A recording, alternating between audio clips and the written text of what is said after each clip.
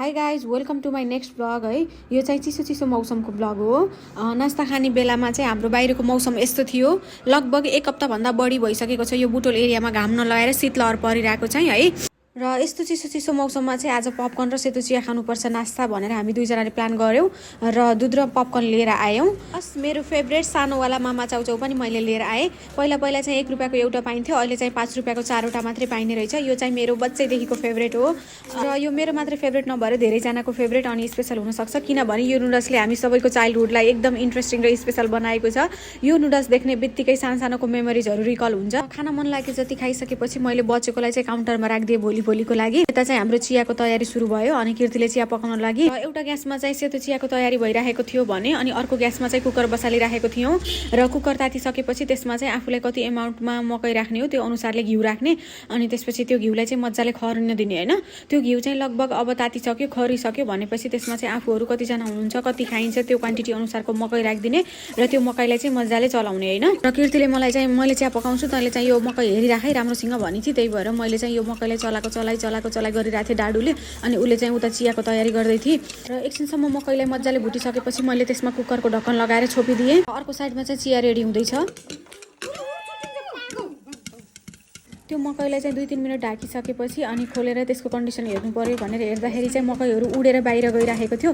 त्यही भएर मलाई कीर्तिले उछिटिन्छ पागल भन्दै गाली पनि गरे। गाली खाइसकेपछि म चाहिँ गुडगल भएर आफ्नो काममा फोकस गर्न थालेँ र चियामा ध्यान दिन थालेँ।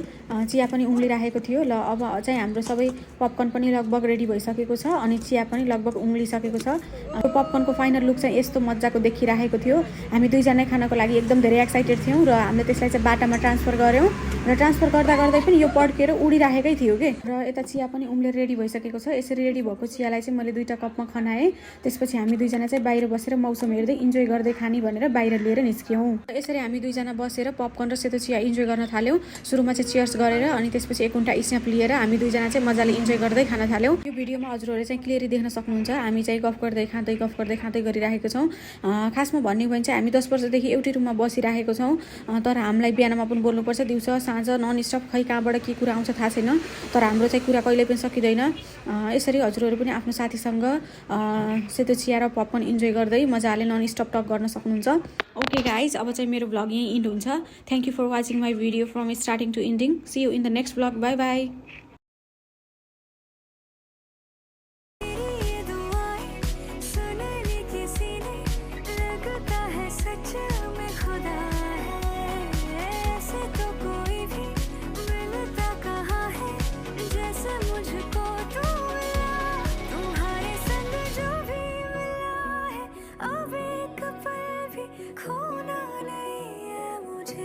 तुम्हारे संग रातों में जग के देखूं तुम्हें बस सोना